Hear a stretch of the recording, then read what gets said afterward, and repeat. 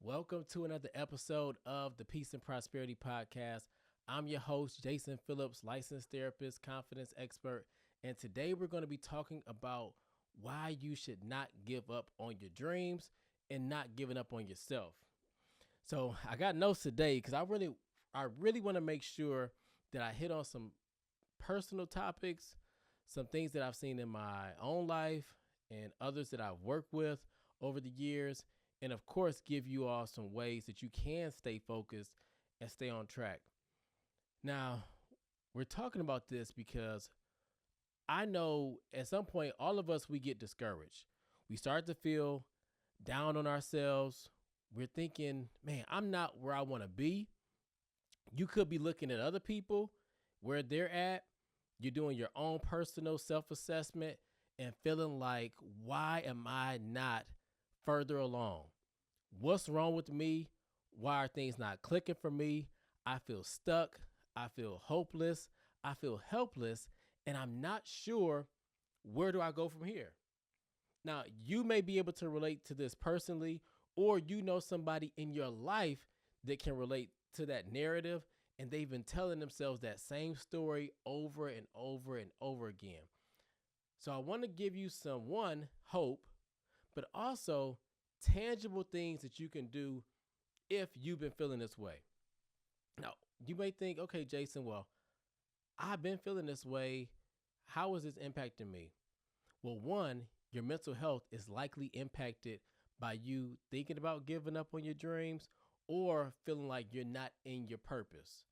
And anytime we start to feel more stressed out, more overwhelmed, underappreciated, our self worth is going down, all of those things are for sure impacting your mental health. And this is whether you've been able to notice it or not. So I want to share, I said I want to get into a personal story about this because I think stories help drive the point home, at least for me. And I'm going to say, when I know somebody else personally who's overcome something, I'm thinking like this. They bleed like I bleed. We may have different stories or backgrounds, but that inspires me as opposed to me feeling like, well, I can't because they did. So this first story is, I think about my great grandmother, where my great uncle, so like my grandma's brother and his mom, they both graduated high school at the same time. So basically, this would be like you graduating high school at the same time as your mom and dad. Now you got to think, there's a lot of emotions or feelings that could go on about that, because you may feel like, well, dang, how am I? Like, what happened either with my situation or really with my parents' situation where they did not graduate. So now we're walking across the stage at the same time. And we may see this more in college, but I'm talking about high school degree. And it still resonates with me now because I'm not sure how old my great grandmother was. If she was, well, she was probably, if he was 18, she probably was around, let's just say 50. Let's say 50. So now you're getting your degree and your mom is getting it at the same time. And that inspires me because it lets me know that whatever my great grandmother was thinking, feeling, she put all that to the side and said, hey, this is what I want to do for myself, for my legacy. And she went on, she was already doing great things, but that just cemented that I'm not going to let my age stop me from being who I want to be or accomplishing the things that I want to accomplish. Now, fast forward. So I said that was my grandmother's story. Then my grandmother, she graduated high school early. I believe she was about 15. Went on to college, could not finish because of financial reasons, ended up going back after working for 20 plus years. And she graduated with her bachelor's in social work. She was around 55, somewhere along there. So she was definitely in her 50s. Now you got to think, why am I sharing this? Because these strong women in my life, I did have a chance to meet my great grandmother, and my grandmother had a very big hand in raising me. These women didn't give up. So even though they were faced with obstacles, They were faced with raising families, going to work, all of these things. They still didn't let that stop them from giving up on their dreams. Now, being in school, y'all know people like to talk a lot of mess. I'm sure this did not start with us. So meaning generations before us, people were still saying things. So I'm sure when my great grandmother decided to go back and earn her degree or GED, I'm sure people were saying things. When my grandmother went back to college at 50 something years old, I'm sure people were saying things. So for you, you're thinking about what you want to do. And there's going to be people who may be close to you. They're going to be saying things, but don't let that stop you from doing what you want to do and walking in your purpose. Now, I said on a professional level, I'll never forget.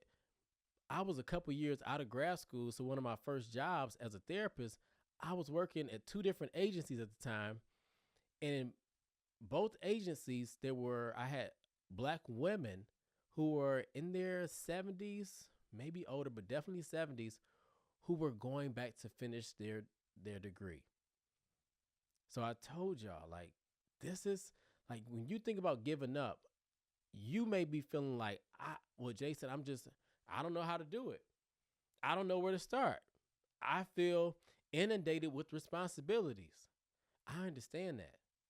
But that does not let you stop, or you don't let that stop you from becoming the person that you want to be and having the things that you want.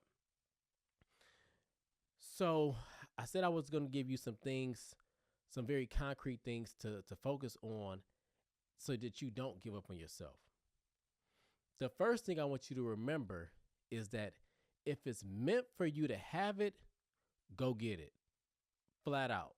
So meaning if it's meant for you to have that thriving, stellar bomb career, go get it. If it's meant for you to have the relationship that you want, even though you feel like you've been discarded, even though you've been cheated on, even though you're not sure what your ideal mate looks like right now, you know there's something better for you. So go get it.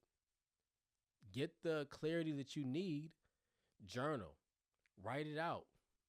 So make whatever that you want to be very specific. You want to be focused on it. But if it's meant for you to have it, you got to go get it. And that means that you have to be uncomfortable. So doing things the same thing every single day is probably not going to push the needle and get you to, again, the next job, the next raise, the family that you want, living where you want. You're going to have to be uncomfortable and get out of your comfort zone. The second thing I want you to ask yourself, are you truly applying yourself, or are you telling yourself, I'm working hard, I'm working as hard as I can, but you know for real, if you're working hard. Like, y'all know one of my favorite movies is Friday. And if y'all haven't watched Friday, well, that's the difference. I know you should have watched Friday. Y'all know Big Worm told Smokey, he said, you not applying yourself, Smokey, when he was supposed to sell that bud. Meaning, all Smokey was doing was sitting at the house, looking at people come up and down the street, talking to Felicia, kicking it with Craig, talking about how Craig got fired. He was not applying himself to do what he needed to do. Now, I don't know, maybe that's a bad scenario because of what Smokey was doing, but you get the point. You got to be straight up with yourself. Are you truly applying yourself, or are you giving yourself lip service, just saying, oh yeah, I'm working hard, or I'm doing this, I'm out here, but you know you're not out here. So now when you start to look at the results that you don't have because of the work that you didn't put in, the depression is setting in. And you're like, oh my gosh, I don't really feel like doing nothing. I don't want to go out. I don't want to be around anybody. I don't have an appetite. I'm not sleeping. I'm overthinking. I'm super stressed. That's because, are you applying yourself? Because if you're not applying yourself, then I wouldn't be surprised that your mental health and wellness is not in a great place. So you got to be honest with yourself and ask yourself, am I really applying myself? The next thing that I don't want you to do is compare yourself. Be mindful of looking at other people and their situation, because we're good for, oh man, well, we'll just kind of, you know how we get, we'll look around and we'll say, well, so and so is doing this, and I know, I just wish I could be like them, or why did they make it seem look so easy? You don't know what that person is going through. More often than not, you looking at somebody thinking that they have it easy and feeling like, well, they make it look like it's just a walk in the park. Just because somebody's making it look easy does not mean that they're not stressed out too. So you have to be mindful of yourself and how much you're looking at somebody else and their attributes and what they've accomplished, and feeling like you're comparing apples to apples, because in reality, you have no idea what trauma they've been through. You have no idea how many hours of therapy they've been through. Have no idea if they're not sleeping, if they have sleepless nights. So be very careful of looking at somebody else thinking, well, I can't do it because I'm not them. You won't be them. Embrace being your own person, your own unique self, and all of the challenges and positive things that come with you being you. See, when you start to really embrace who you are, you're able to look forward. And when I say look forward, I don't mean just like how I'm looking right now, looking forward, but I mean you can look forward into the future. When you're driving, nobody drives like this. Like, you don't drive your car like, oh, going backwards or looking to the side.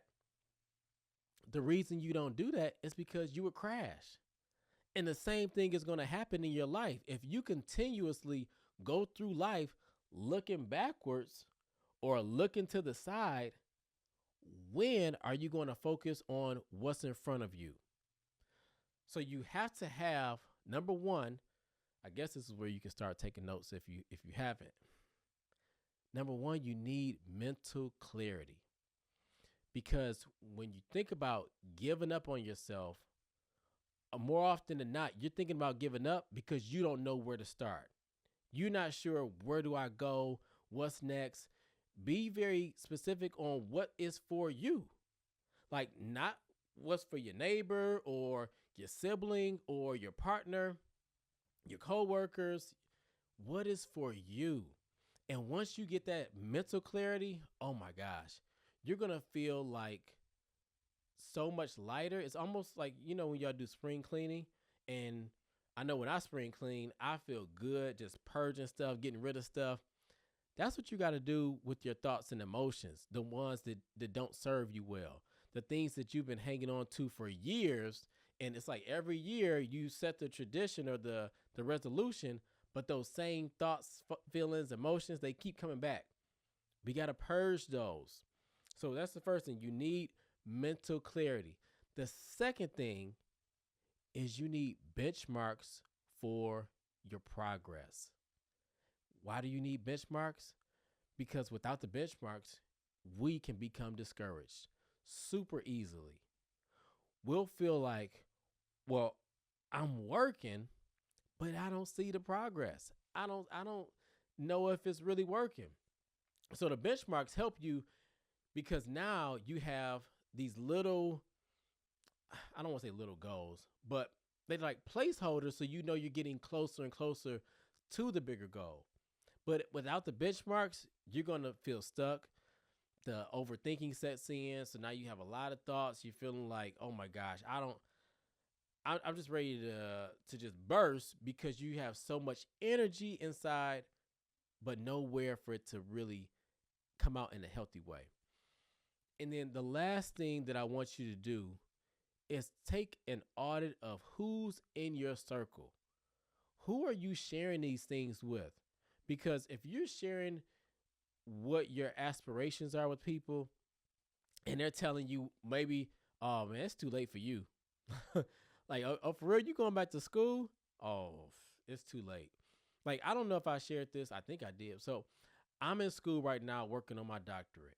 And I would say 99%, like, I can't think of anybody who's been negative about it.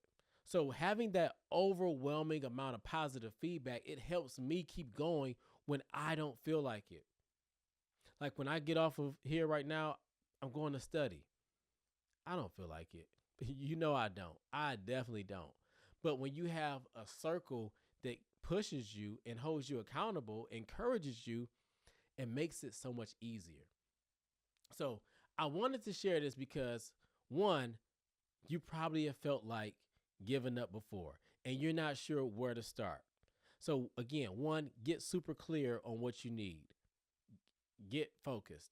Number two, have benchmarks for yourself so that when you do feel like you're not moving, you can look and see, oh, I am making some real progress.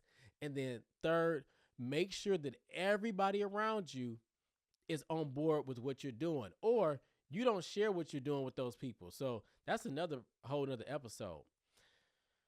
All right, y'all. We got to wrap it up, but I want you to know that you have to be encouraged and do not give up on yourself. Again, if it's meant for you, go ahead and get it. All right. That is another episode of the Peace and Prosperity Podcast. Make sure you subscribe. I don't know if I said that. Make sure you subscribe, like, share, and send this to somebody because there's somebody else who needs to hear this message, but they just haven't told you what they're going through. All right, y'all. As always, be blessed. Peace.